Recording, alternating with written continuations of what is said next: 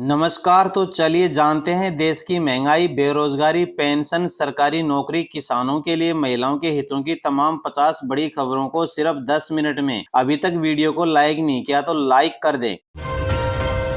प्रधानमंत्री नरेंद्र मोदी की रैली से पहले श्रीनगर में सुरक्षा बढ़ा दी गई है। आज प्रधानमंत्री श्रीनगर में एक रैली को संबोधित करेंगे। उत्तराखंड के मुख्यमंत्री पुष्कर सिंह धामी ने कहा, कांग्रेस और नेशनल कॉन्फ्रेंस जम्मू कश्मीर को फिर से धारा 370 की बेड़ियों से जकड़ने की बात कर रहे हैं। ये वो पार्टियां हैं जो धर्म के आधार पर पक्षपात और लोगों को भय दिखाकर वोट बैंक की राजनीति कर रही हैं। हमें याद रखना चाहिए पिछले 10 सालों में जम्मू कश्मीर किस तरह से बदल रहा है। धारा 370 समाप्त होने के बाद जम्मू कश्मीर आगे बढ़ रहा है। करोल बाग में इमारत ढहने की घटना पर डीपीसीसी अध्यक्ष देवेंद्र यादव ने कहा, हादसे में अब तक 5 लोगों की मौत हो चुकी है। सरकार या प्रशासन की ओर से अभी तक यहां कोई नहीं पहुंचा है। मलबा अभी भी पड़ा हुआ है, इसे जल्द हटाया जाना चाहिए क्योंकि अंदर लोगों के फंसे होने की आशंका है। प्रशासन को संज्ञान लेने की जरूरत है। यहाँ के लोग कह रहे हैं कि 3 लोग अभी भी लापता हैं। प्रधानमंत्री नरेंद्र मोदी ने कहा, मोदी आज कांग्रेस नेशनल कॉन्फ्रेंस को डंके की चोट पर कह रहा है, हम जम्मू कश्मीर में पाकिस्तान के एजेंडे को लागू नहीं होने देंगे। दुनिया की कोई ताकत जम्मू कश्मीर में आर्टिकल 370 की वापसी नहीं करा सकती। वन नेशन वन इलेक्शन पर छत्तीसगढ़ के मुख्यमंत्री विष्णुदेव साय ने कहा, हम इसके लिए प्रधानमंत्री मोदी को धन्यवाद देना चाहेंगे। ये उनकी दूरदर्शिता का नतीजा है। इससे देश को फायदा होगा, समय और पैसे की बचत होगा। अगर लोकसभा और विधानसभा चुनाव एक साथ कराए जाएंगे तो इससे देश को काफी लाभ होगा।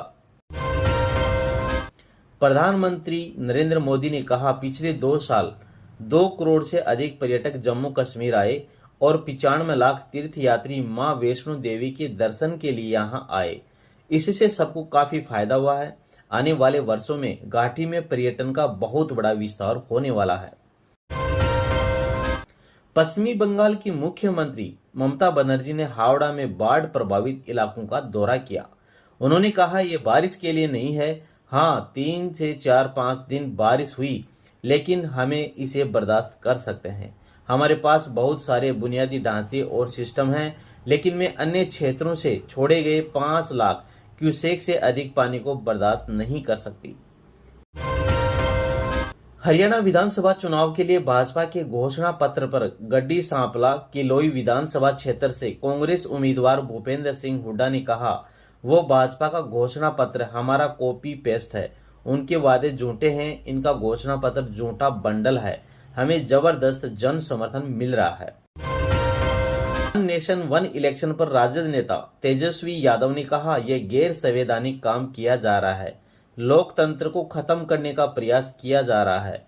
यह बात प्रमाणित हो गई है कि भाजपा आएगी तो लोगों का मताधिकार छीन लेगी, लोकतंत्र को खत्म कर देगी। ये धीरे धीरे चुनाव को समाप्त करने का एक प्रयास है। हरियाणा के मुख्यमंत्री नायब सिंह सैनी ने कहा, यह संकल्प पत्र हमारी प्रतिबद्धता है और प्रधानमंत्री मोदी के सहयोग से हम इसे पूरा करेंगे। मुझे खुशी है कि महिलाओं को 2100 रुपए देने का निर्णय किया गया है। हमारी बहनों को इसका लाभ मिलेगा। हरियाणा के किसानों की 24 फसलें एमएसपी पर खरीदने का हमारा निर्णय जारी रहेगा। आयुष्मान चिरायु के तहत लोगों को 5 लाख रुपए प्रति वर्ष मिलने वाली राशि को बढ़ाकर 10 लाख रुपए किया गया है। इसका भी लाभ गरीब लोगों को मिलेगा। केंद्रीय गृह मंत्री अमित शाह ने सोशल मीडिया प्लेटफॉर्म एक्स पर पोस्ट करते हुए लिखा, पाकिस्तान के रक्षा मंत्री का आर्टिकल 370 और 35A पर कांग्रेस और जेकेएनसी के समर्थन की बात ने एक बार फिर कांग्रेस को एक्सपोज कर दिया है। इस बयान ने पुनः यह स्पष्ट कर दिया है कि कांग्रेस और पाकिस्तान के इरादे भी एक हैं और एजेंडा भी एक है। पिछले कुछ वर्षों से राहुल गांधी देशवासियों की भावनाओं को आहत करते हुए हर एक भारत विरोधी ताकतों के साथ खड़े रहे हैं।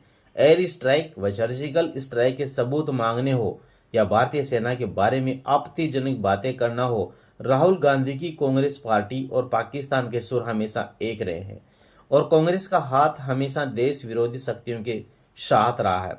लेकिन कांग्रेस पार्टी और पाकिस्तान ये भूल जाते हैं कि केंद्र में मोदी सरकार है, इसलिए कश्मीर में न तो आर्टिकल 370 वापस आने वाला है और न ही आतंकवाद।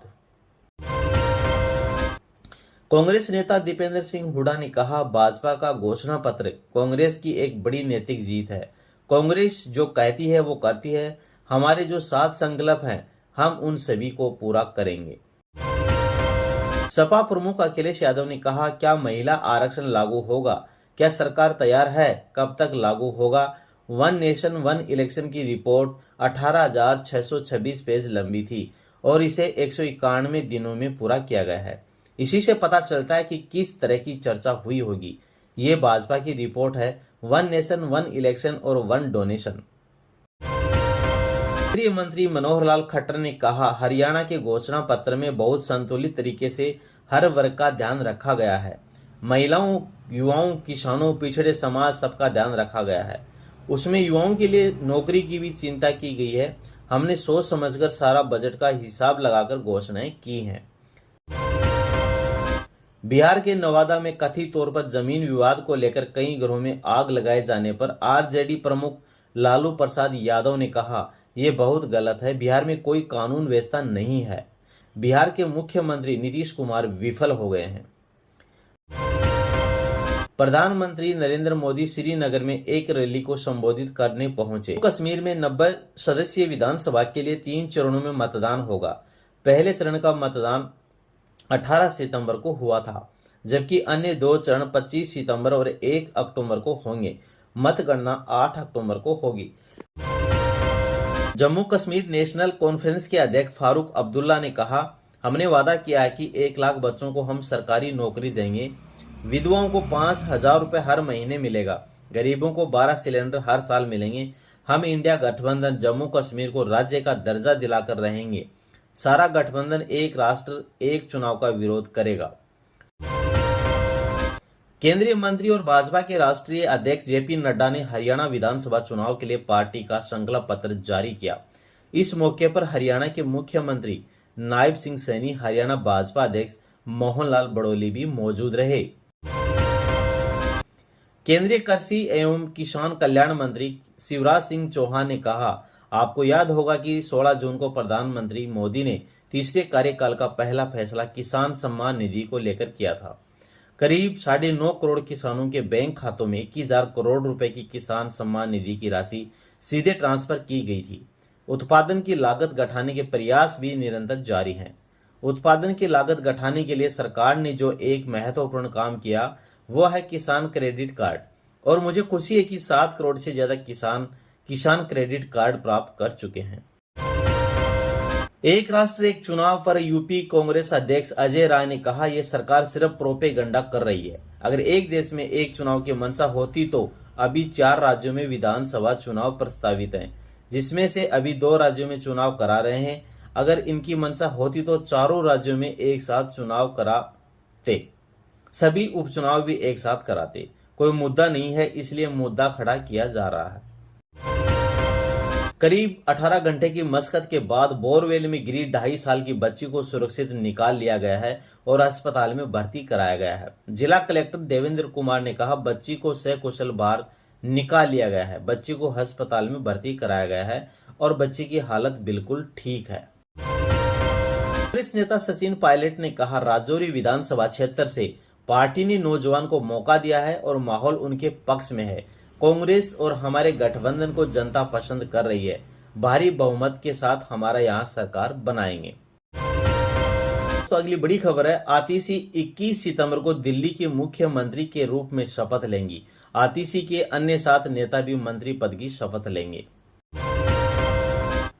भारत बनाम बांग्लादेश पहले टेस्ट मैच के लिए एम.ए. चिदम्बरम स्टेडियम से बाहर दर्शकों की भीड़ देखी जा रही है। क्रिकेट प्रशंसकों में उत्साह की लहर है। आगरा से दिल्ली जा रही एक मालगाड़ी के 25 डिब्बे पटरी से उतरने की घटना में बहाली का काम जारी है। आज भी दोस्तों एक आगरा से जो मालगाड़ी जा रही है उसके भी डब्बे पटरी से उतर गए। ये बहुत बड़ी घटना है। वैसे इस घटना में कोई हताहत होने की कोई खबर नहीं आई है। कश्मीर विधानसभा चुनाव 2024 के पहले चरण में चुनाव में मतदान प्रतिशत 61.11% रहा, जिसमें किश्तवाड़ा में सबसे अधिक मतदान प्रतिशत 80.14% रहा और पुलवामा में सबसे कम 46.65% रहा। निर्वाचन आयोग की तरफ से ये आंकड़े जारी किए गए हैं।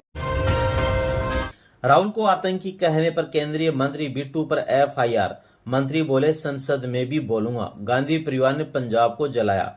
बिट्टू पर भारतीय न्याय संहिता की धारा 353(2) झूठी जानकारियां अफवाह फैलाने के तहत 192 दंगा भड़काने की कोशिश और 196 धर्म और जाति के आधार पर नफरत फैलाने के तहत केस दर्ज किया गया है। प्रधानमंत्री नरेंद्र मोदी ने आज कटरा में रोड शो किया। उन्होंने यहां एक चुनावी रैली को भी संबोधित किया। जम्मू कश्मीर विधानसभा चुनाव के दूसरे और तीसरे चरण के लिए मतदान 25 सितंबर और 1 अक्टूबर को होना है। चंद्रबाबू का आरोप, तिरुपति के लड्डू में पशु चर्बी मिलाई गई, अब शुद्ध घी भी इस्तेमाल हो रहा है। जगन सरकार ने मंदिर की शुद्धता खंडित की है, यहां तक कि तिरुमाला के पवित्र लड्डू में भी घी की जगह जानवरों की चर्बी का इस्तेमाल किया है। हालांकि अब हम प्रसाद में भी शुद्ध घी का इस्तेमाल कर रहे हैं। हम तिरुमाला तिरुपति TTD की पवित्रता की रक्षा के लिए कड़ी मेहनत कर रहे हैं।